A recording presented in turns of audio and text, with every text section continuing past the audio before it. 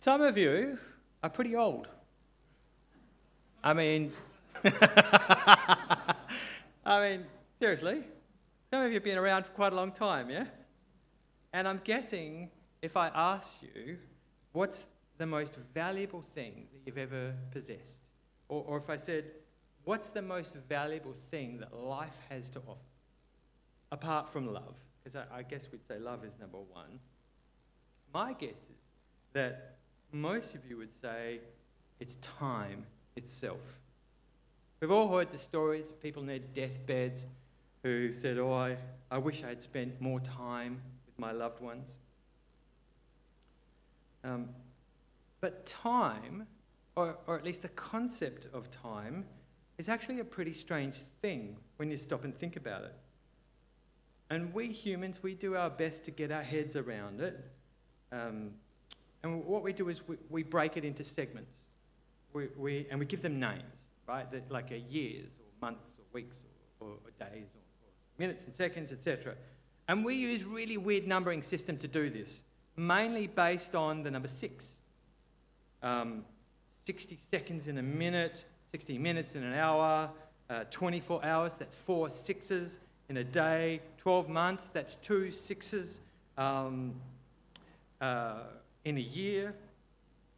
The thing is, scientists have worked out that actually our numbering system is not super accurate. See, the Earth doesn't take exactly 365 days to go around the sun. And even when you factor in a leap year, it still doesn't actually quite match up. And it's actually more complicated than you might think, because scientists have discovered that the years themselves, some of them take longer than others. So there's always going to be an error in the end with how we've worked out our timing. And so those scientists have said, well, this is no good. We need a better system. And so they've come up with a new definition of what a second is. And they've found a constant, and it is 1 second is the amount of time it takes for the cesium atom to oscillate 9,192,631,770 times. Isn't that fantastic? I was just thinking about the patience of the bloke who had to sit there and count the oscillations back and forth until he came up with the right number. I wonder how many billions of oscillations it took for me to just give you that information. Poor cesium atom. So now that scientists have this wonderful, super accurate definition, how much better our lives are, right? You know, the thing is, it's completely arbitrary. They could have broken it into 10 seconds. That's probably what I would have done. I think it makes much more sense than 6s. Maybe 100 shorter seconds to a minute, or maybe make them longer and only have 20 hours in a day instead of 24. Doesn't that make more sense? But in fact, I think the more that humans have been able to capture time, the greater human stress levels have actually become, which personally makes me long for the days of sundials and roosters crowing and birds chirping to set our time clocks. But no matter how we break it up, in the end, there's nothing we can do about time. We exist in time. We exist, at least in this present form, in time. Time moves in only one direction. And at some point, our existence, at least in its present form, will simply stop. Now, God, on the other hand, does not exist solely within this space-time continuum. Yes, I'm a Star Trek fan. I like that concept, and you're going to hear it, the space-time continuum. But it makes sense. So God doesn't only exist within the space-time continuum. And that is something for our human space-time existent brains to comprehend. It's a bit much for us. So let's not try. But I think the best that we can hope for is to simply accept that when God created the universe, the physical world, back in the start of Genesis, that's when time itself began. What's interesting is I believe that there are some strong indications in the Bible that at some point, time itself will actually stop. And I can tell that there's some skepticism about that remark, but I'm going to try to prove my point here. It's interesting. This comes from Isaiah 34:4. I can never tell what's on that or not. Do I have to? There we go. Okay. Isaiah 34:4. All the stars in the sky will be dissolved and the heavens rolled up like a scroll. And then Revelation 6:14 says, the heavens receded like a scroll being rolled up, and every mountain and island was removed from its place. I mean, that kind of sounds like the end of time, really, doesn't it? And then later on in Revelations 21:1, we hear that, then I saw a new heaven and a new earth. For the first heaven and the first earth had passed away, and there was no longer any sea. Now, this is our final destination. This is what lies at the end of the narrow road that we were talking about a little while ago, that narrow gate where the gatekeeper himself is Jesus. And then a little bit later in 21:3 and 4. Okay, I'll read 3 and we'll do 4. 3 and 4 is, God's dwelling place is now among the people, and he will dwell with them. They will be his people, and God himself will be there with them and be their God. He will wipe away every tear from their eyes. There will be no more death or mourning or crying or pain. The old order of things has passed away. And then a little bit later in verse 23, the city does not need sun. This is the city that we've been talking about, the location that we've been talking about. Does not need the sun or the moon to shine in it, for the glory of God gives its light, and the Lamb is its lamp. When we put all this together, what do we get? Heaven is gone. The sun is gone. We don't need that anymore.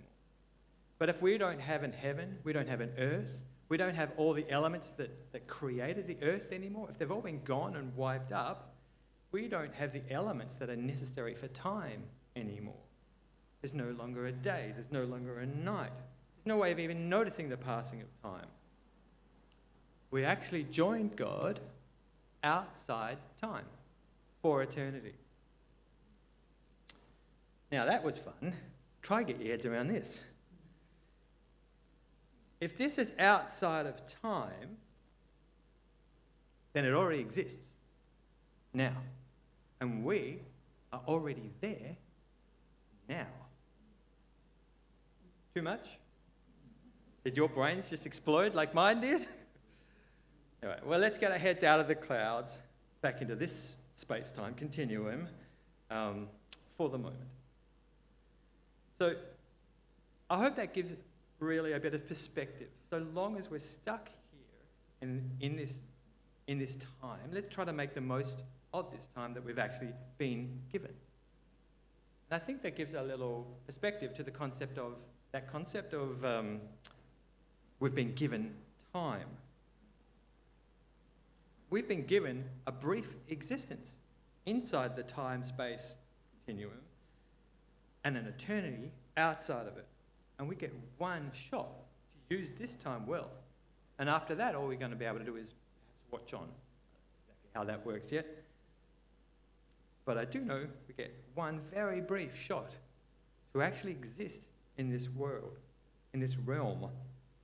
So what can we learn from the Bible about time, about how we should use time? Well, as long as we're thinking about earthly things and we're looking for earthly wisdom, let's go straight to the top. There's one bloke that I'm fairly confident knew a thing or two. His name was Solomon. Why am I confident that he knows a thing or two? Because he actually asked God for wisdom. And in 1 Kings 3:12, we read this. God said, I will give you a wise and discerning heart so that there has never been anyone like you, nor there ever will be. So I'm confident that whatever Solomon said is probably worth listening to.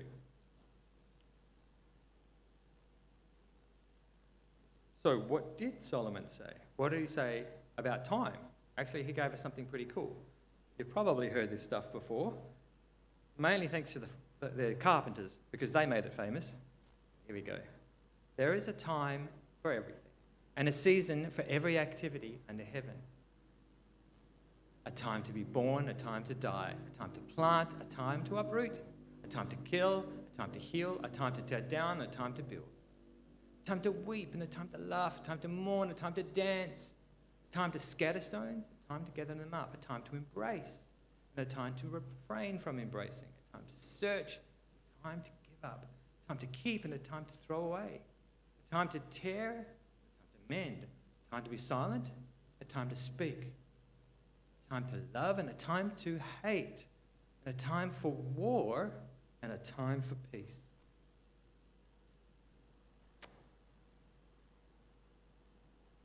Good stuff. What can we learn from this? Two things that I can see. The first thing is, as we've gone through that list, Solomon doesn't give any values or assessment. Solomon doesn't say, well, this one's better than that one. This one's good and that one's bad. This one's right and this one's wrong. He doesn't do that. He just said, here's things that we do. You can choose to do them. You can choose not to do them. But what matters is that they're done at the right time. And that actually requires a bit of maturity for us as Christians. You see, the easy way to live as Christians is just to make or to be told rules. Black and white rules. And then all we have to do is follow the rules. That'd be nice and easy, wouldn't it? And look, there are a few. There are a few rules, that's the way it is. But most of life is not actually black and white. Mostly in life, we live in the grey area. Let me give you one example. Verse 5 says, there's a time to embrace and a time to refrain from embracing. All right. So, is it okay to hug in church? That's definitely a grey area, isn't it? There's lots to consider. Is it done in private? Is it done in public? Is it done between a man and a woman? Two men, two women? Does it matter? Is there a big age difference? Could it be misconstrued as more than platonic? Do you want it to be misconstrued as more than platonic? Has that person suffered some recent hardship or loss? Do they like to be touched? Or do they not like it? Is it an old friend that you know well, or is it someone that you actually have only just met? Well, other people feel excluded if you hug them and you don't hug those people. Well, they think, what's wrong with me that you're hugging them and you're not hugging me? Should we ask first? Would that make it okay? Are there viruses going around that mean it could be potentially dangerous to hug each other? And that's just some of them. I'm sure there's other things to consider when we're thinking about, should we hug someone? What a minefield, yeah?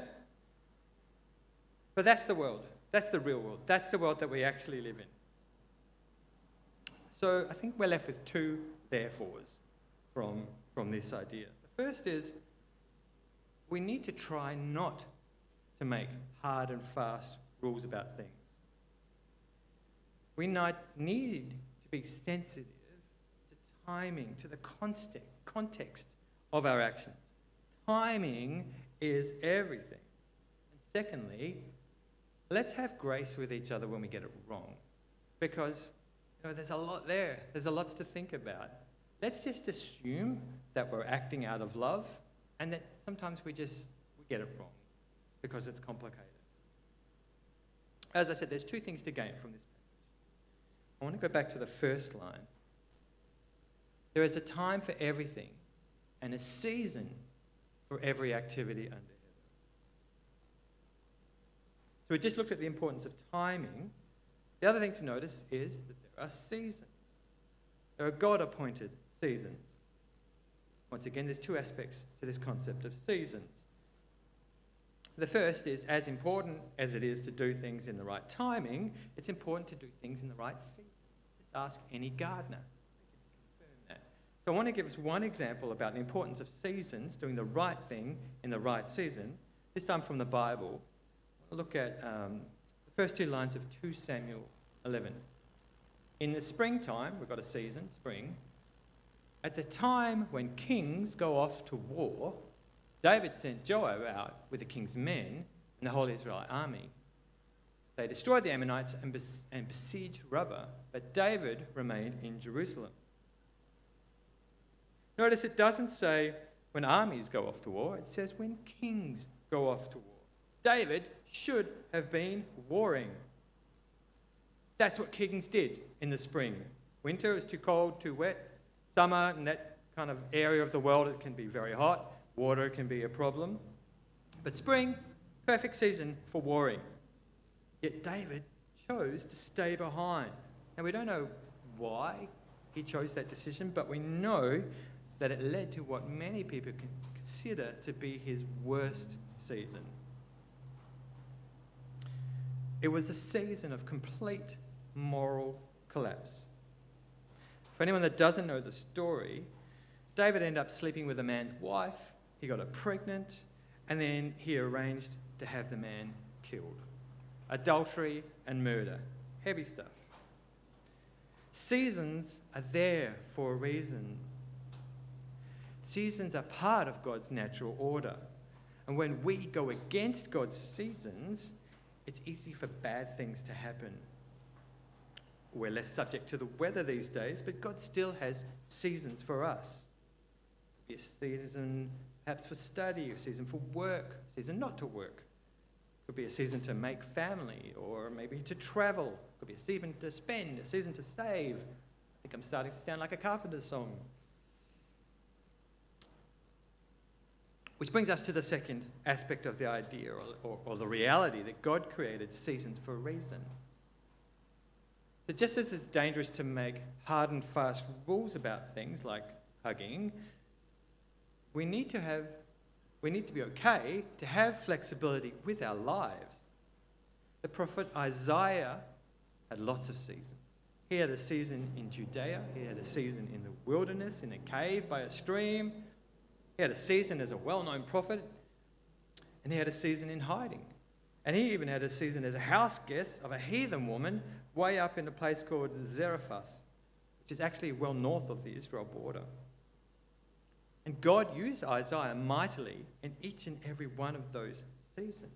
But can you imagine if Isaiah had said to himself, or perhaps if he said to God, yeah, nope, I don't think so. I'm from Judea. I'm staying here. I like it here. I like to be close to the temple. Thanks very much. That's the life for me. I mean, he would have missed out on so much. And frankly, we would have missed out on so much. And this is definitely something I can speak of myself for my own life. I've been a student, a traveller, a musician, a business owner, a masseur, a bicycle mechanic, a gardener, and now pastor. And that's just to mention a few. There's other things that I've been. I've lived in Perth, I've lived in Israel, Japan, Mauritius, Canada, Greece, USA, now back here in Melbourne. But each time I've changed my job or my location, I've always felt a clear sense that it's the season that's ending. I had both a peace that now is the time to keep moving, and I also had a clarity that God was growing me and positioning me for the next season. Okay, well, sometimes I didn't have that clarity at the time, but looking back with perfect hindsight, I can see it. I can see God's hand in each season as he changed my season. Now, right now, I feel like I'm where God wants me to be. This is the season for me to be a pastor in Melbourne at Eastleigh. But with each season that I went to, I had to hold very lightly onto who I was, to what my title was, where I was living, what I was doing, all that kind of stuff. I believe this is really important for God to be able to use us fully. I think we have to be like this. We must be prepared to say, God, wherever you want me to go, whatever you want me to do, I'm available. Because I get that whatever this thing is, it's just a season. Wherever I am right now, it's just a season. And there's a key to actually being able to do this. And it's not to confuse what you're doing or your vocation or your title with your identity. I am not a pastor. I work as a pastor. I am a child of God. And maybe tomorrow, or it might be 20 years, and I won't be a pastor anymore. But when that day comes, I'm not actually going to fall into a heap thinking, oh, what am I? Because nothing about my identity will have changed. I will still be a child of God. I'll just be doing something else. And beyond that, one day, I will stop breathing completely. My flesh and bones will disintegrate until there's nothing left that looks anything like me. And that's okay. That's okay too. It's not a problem because, again, nothing about my identity will have changed. I will still be a child of God. And in fact, at that time, I'll be in an eternal season where I'm outside of time, living in the presence of God. I'll be in that city that we spoke about a bit earlier, where there's no need for the sun. You see, life itself is just a season, and there's no need to be too attached to it. For some of us, that's a harsh thing to hear. Some of us, it's really comforting to know. I'm hoping you take comfort from that concept, that you have an overall perspective, an eternal perspective on what's happening in the here and now, but in fact on what's happening in our life as a whole. I think when we can see everything as seasonal, even our lives on earth as seasonal, then I believe we're really able to be used fully by God for His purpose. So let's pray into this. Lord, your ways are so much higher than our own. You see the end from the beginning from your perfect vantage point. Our vision is limited, as is our understanding.